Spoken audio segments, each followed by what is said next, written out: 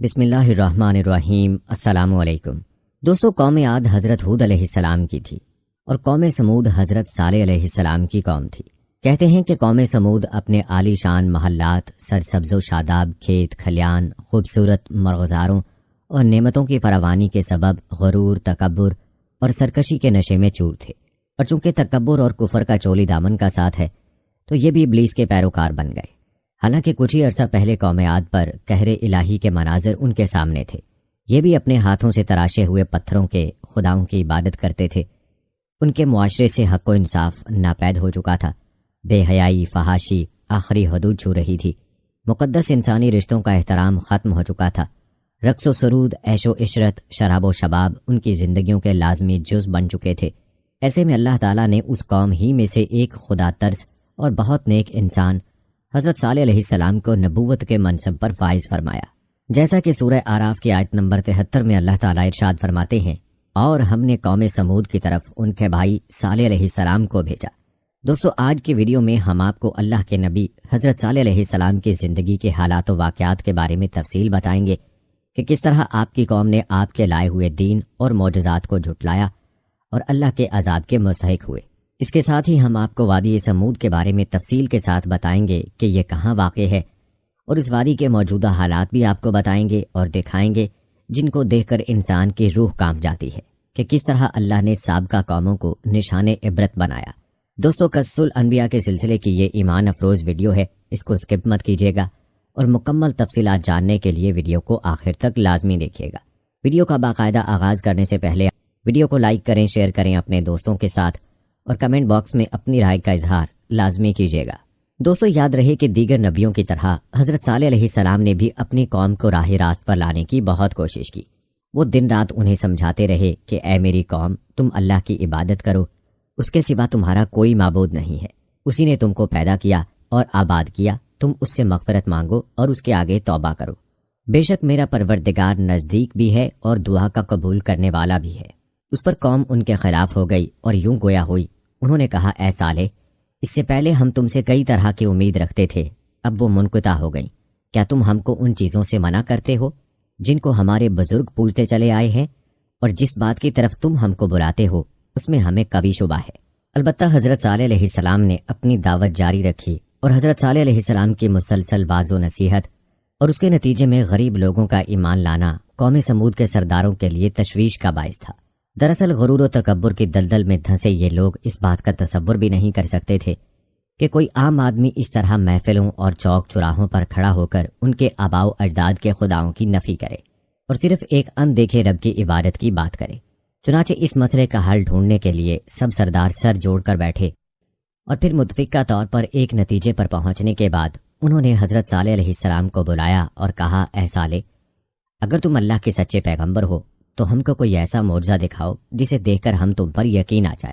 حضرت صالح علیہ السلام نے فرمایا، اے میری قوم کے لوگو، تم کیا معجزہ دیکھنا چاہتے ہو؟ انہوں نے کہا کہ ہم چاہتے ہیں کہ یہ جو سامنے چٹان ہے، اس میں سے ایک ایسی اونٹنی برآمد کرو جو گابن بھی ہو، بچہ دے، ہم سب کے لیے دودھ مہیا کرے، اور اس میں فلاں فلاں خوبیاں ہوں۔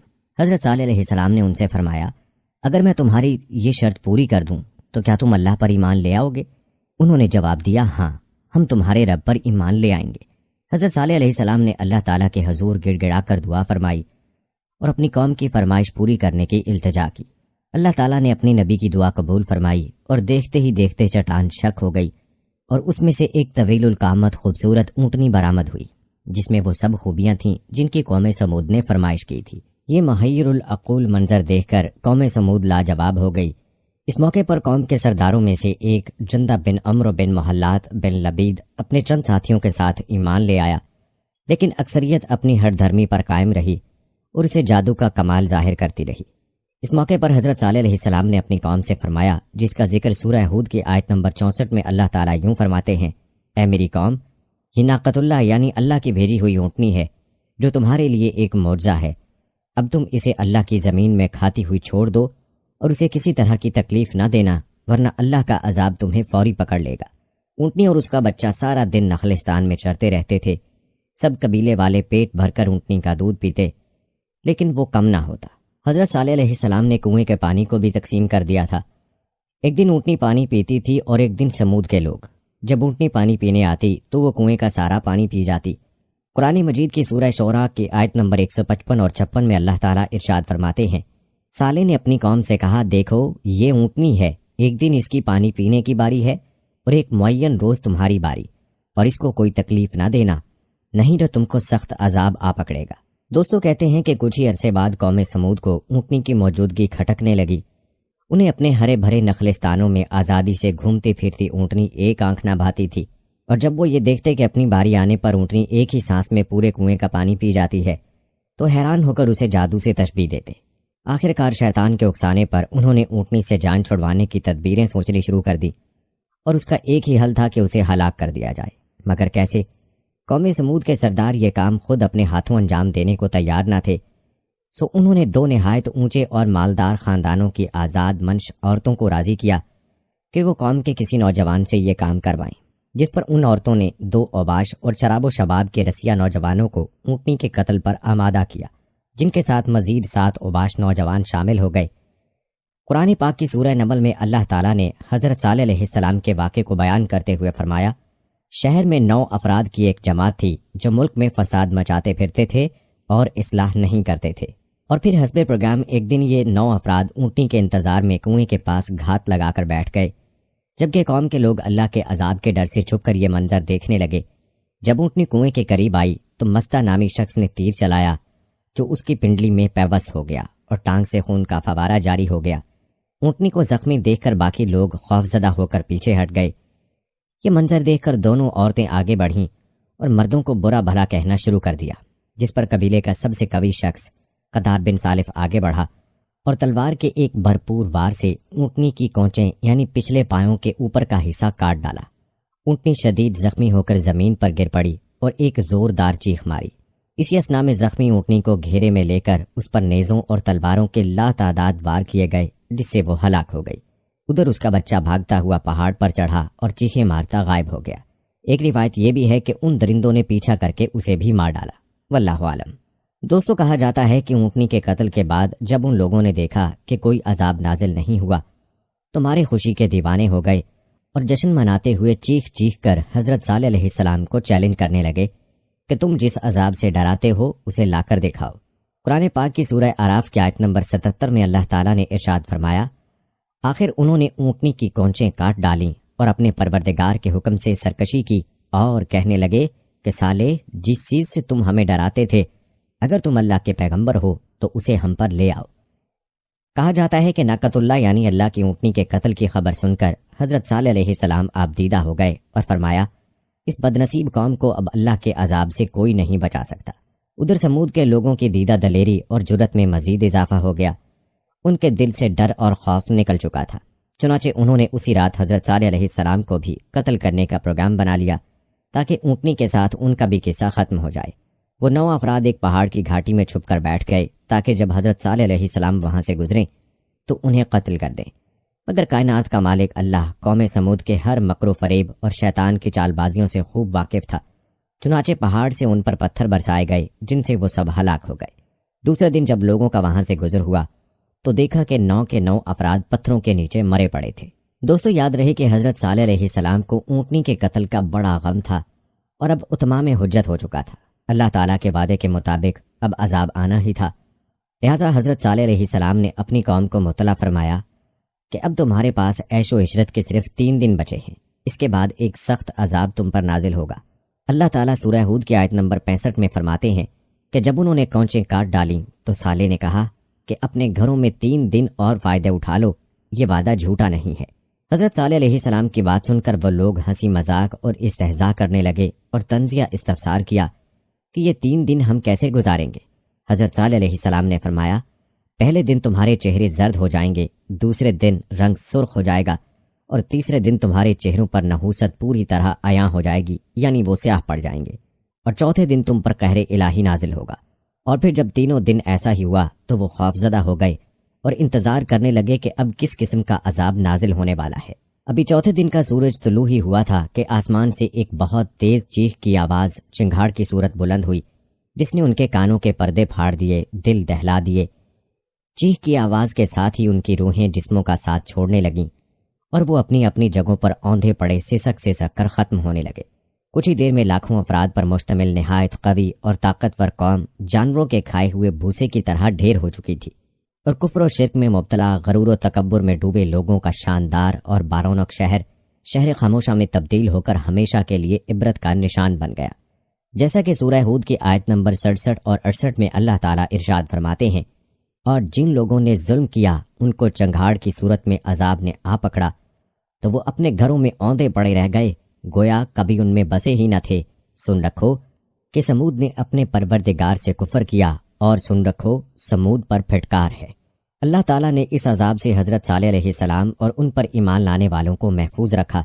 چنانچہ اللہ تعالیٰ نے سورہ ہود کی آیت نمبر 66 میں ارشاد فرمایا، جب ہمارا حکم آ گیا تو ہم نے صالح کو اور جو لوگ ان کے ساتھ ایمان لائے تھے ان کو اپنی مہربانی سے بچا لیا اور اس دن کی رسوائی سے محفوظ رکھا۔ بے شک تمہارا پروردگار طاقتور اور زبردست ہے۔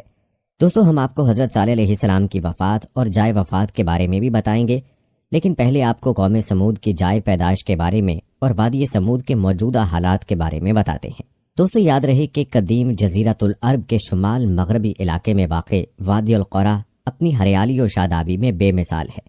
اس وادی پر قوم سمود کی حکمرانی تھی، جبکہ اس کے مد مقابل جنوب مشرقی عرب پر قوم عاد قابض تھے۔ قوم سمود بھی قوم عاد کی طرح نہایت طاقتور، طویل القامت اور زبردست شان و شوکت کی مالک تھی، اور اسے فن تعمیر میں بھی کمال حاصل تھا۔ پہاڑوں کو تراش کر انتہائی خوبصورت عمارتیں بنانے کا فن گویا ان پر ختم تھا۔ اس قوم کے دارالحکومت کا نام حجر تھا، جو حجاز مقدس سے شام جانے والے قدیم راستے پر واقع تھا۔ اب یہ علاقہ مدائن صالح کہلاتا ہے۔ مدائن صالح کے قدیم شہروں میں ایک العلا ہے، جو آج بھی بہت پر رونق اور آباد ہے۔ مدینہ منورہ سے تبوک جاتے ہوئے بڑی شاہراہ پر تقریباً 450 کلومیٹر کی مسافت پر یہ شہر واقع ہے۔ دوستو، یاد رہے کہ آج بھی وادی سمود ایک جائے عبرت کا نقشہ پیش کر رہی ہے۔ العلا شہر ہی سے وادی سمود میں داخلے کا راستہ ہے۔